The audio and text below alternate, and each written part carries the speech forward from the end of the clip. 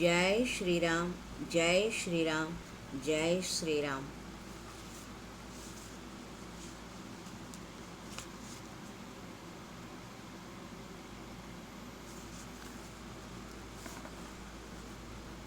ఇవాళ హనుమత్ జయంతి సందర్భంగా శ్రీరాముల వారి కథను తెలుసుకుందాం. రామో రాజమణి సదా విజయతే, రామం రమేశం భజే, రామేణాభిహతా నిశాచరచమూహు, రామాయ తస్మై నమః.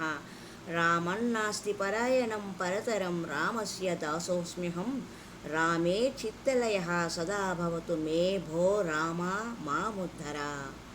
రాజులలో ఉన్నతుడు, సదా జయాన్ని పొందే రమాప్రభువైన శ్రీరామచంద్రుని భజింతును, నిశాచర సమూహాన్ని నశింపజేసినట్టి శ్రీరామునికి నమస్కరింతును. శ్రీరాముని కంటే పరమమైనది మరేదీ లేదు. అలాంటి రామునకు నేను దాసుడను. నా చిత్తము శ్రీరాముని యందే సదా లీనమై ఉండుగాక. ఓ రామా, నన్ను ఉద్ధరించుము అని శ్రీరామరక్షా స్తోత్రంలోని శ్లోకము భావం. సర్వవ్యాపి పరాత్పరుడైన శ్రీరామచంద్రుని పుణ్యగాథ వినాలని పార్వతీదేవి పరమేశ్వరుని కోరినప్పుడు శ్రీరామబ్రహ్మం మనుష్య శరీరం ఎందుకు ధరించవలసి వచ్చిందో కారణము ఈ విధంగా వివరించారు. జయ విజయులు శ్రీహరి ద్వారపాలకులు. వారు సనకాది మహర్షుల శాపముచే హిరణ్యకశిప హిరణ్యాక్షులుగా జన్మించారు. వీరిలో హిరణ్యాక్షుని శ్రీహరి వరాహావతారం ధరించి హిరణ్యకశిపుని నృసింహావతారం ఎత్తి వధించారు. ఆ రాక్షసులు మహర్షుల శాప ఫలితంగా 3 జన్మలు ఎత్తవలసి వచ్చింది. మరలా రాక్షసులు రావణ కుంభకర్ణులుగా జన్మించారు. భక్తప్రియుడైన భగవానుడు రాముడుగా జన్మించాడు.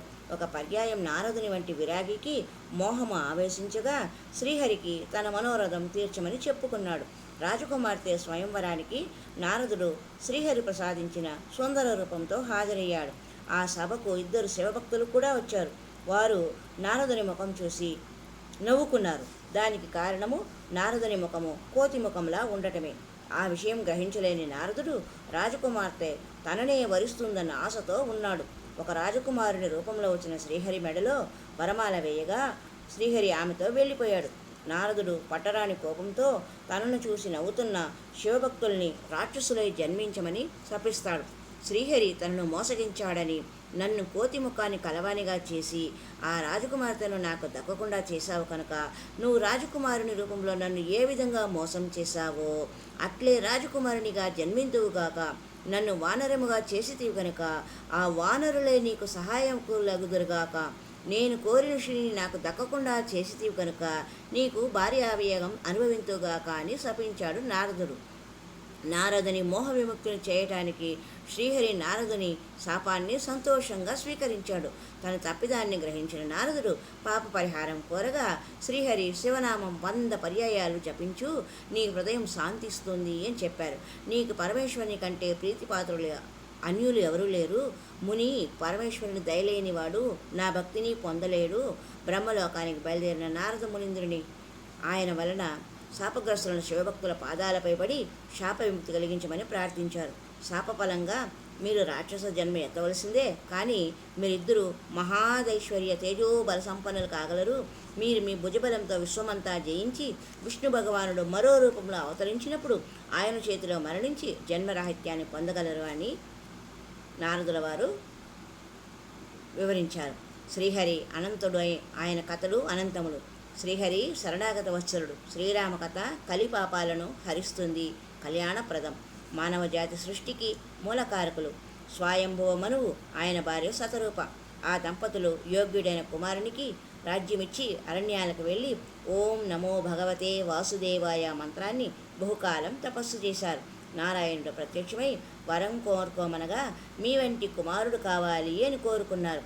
మణి లేనిదే పాము, నీరు లేనిదే చేప బతకలేనట్లు నీవు నా కుమారునిగా జన్మించి నా జీవితాన్ని నీ ఆధీనంలో ఉండుటట్లు, నీ వియోగాన్ని నేను భరించలేనట్లు వరము ఇమ్మని కోరుకుంటారు. కొంతకాలమైన తర్వాత వారే దశరథ మహారాజు కౌసల్యగా భూమిపై జన్మించారు.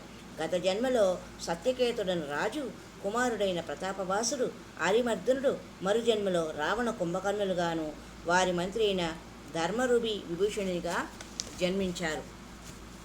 ఈ ముగ్గురు సోదరులు పుట్టుకచే రాక్షసులు అయినప్పటికీ ఉగ్ర తపస్సుచే శక్తివంతులు అయ్యిరి. వీరి తపస్సుకు మెచ్చి బ్రహ్మ ప్రత్యక్షమై వరము కోరుకోమంటాడు. రావణుడు వానరులు నరుల తప్ప అన్యులచే మరణం లేకుండా వరం కోరుకుంటాడు. కుంభకర్ణుడు సరస్వతి ప్రేరణచే బుద్ధి వక్రించి 6 మాసాలు నిద్ర కావాలని కోరుకుంటాడు.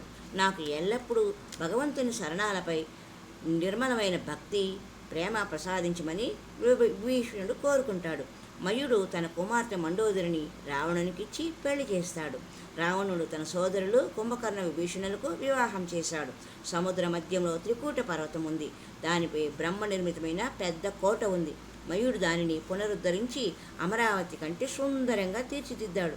దానికే లంకా నగరం అని పేరు. అది కుబేరుడి రాజధానిగా ఉండేది. రావణాసురుడు కుబేరుని ఓడించి లంకను స్వాధీనపరుచుకున్నాడు. అతని పుష్పక విమానాన్ని కూడా తెచ్చుకున్నాడు. మేఘనాథుడు రావణుని కుమారులలో అత్యంత బలశాలి. అతడు ఇంద్రుని జయించి ఇంద్రజిత్తుడని పేరు పొందాడు. రావణుడు చేయని అకృత్యమంటూ లేదు. దిక్పాలకులతో సహా బ్రహ్మ సృష్టిలోని పురుషులంతా అతనికి లొంగిపోయి ఆజ్ఞావర్తులై ఉండేవారు. భూదేవి గోరూపం ధరించి దేవతలతో కలిసి బ్రహ్మదేవునికి మొరబెట్టుకుంది. అందరూ లక్ష్మీపతిని ప్రార్థించారు. నేను త్వరలో మనుష్య రూపంలో భూలోకంలో సూర్యవంశమున అవతరిస్తాను. కశ్యపుడు అదితి చేసిన ఘోర తపస్సు ఫలించగలదు. వారే అయోధ్యలో దాశరథి కౌశల్యగా ఉన్నారు. రఘుకులంలో నేను 4 సోదరుల రూపంలో అవతరించగలను.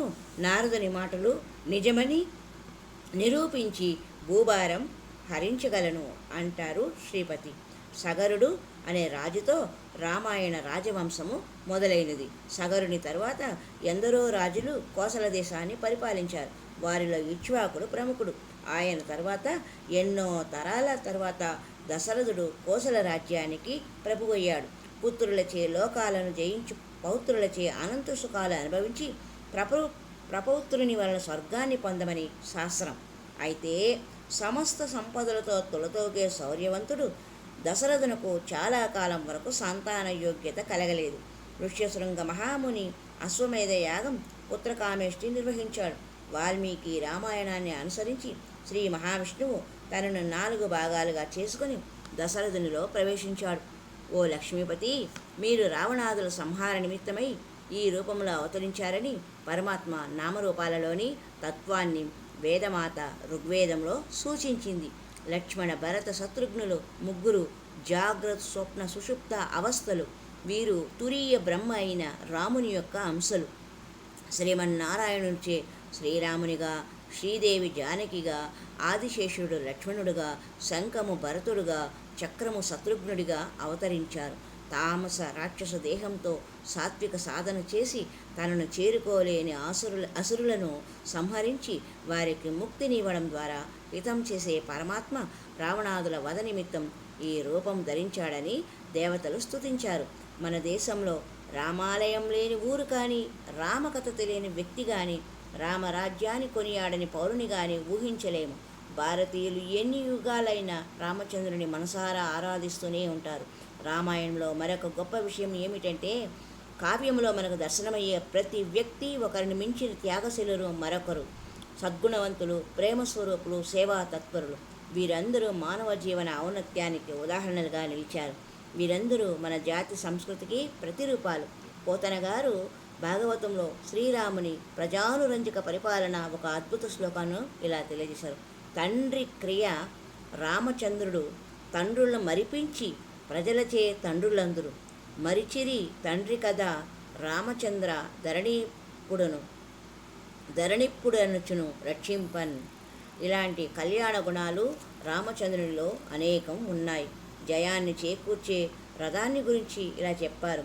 శౌర్యం మరియు ధైర్యము 2 చక్రాలు, సత్యము మరియు శీలం ధ్వజ పతాకాలు, బలము, వివేకము, దమము, పరోపకారం 4 గుర్రాలు, క్షమ, దయ, సమితలు కళ్ళెములు, భగవద్భక్తియే సారథి, వైరాగ్యమే కవచం, తృప్తియే ఖడ్గము, దానమే పరశువు, బుద్ధియే ప్రచండమైన శక్తి, శ్రేష్టమైన జ్ఞానమే కోదండం, శుద్ధమైన స్థిరమైన మనసే అమ్ముల పొది, శాంతం యమ నేమాలే బాణాలు, విప్రుల గురువుల పూజయే అభేద్యమైన కవచం, ఈ లక్షణాలన్నీ రామునికి ఉండడం వలన రామునికి విజయము లభించినది. శ్రీమతే రామానుజాయ నమః. హరి ఓం తత్సత్. సర్వే జనా సుఖినో భవంతు. లోకా సమస్తా సన్మంగళాని సంతు. జై బజరంగ బలి.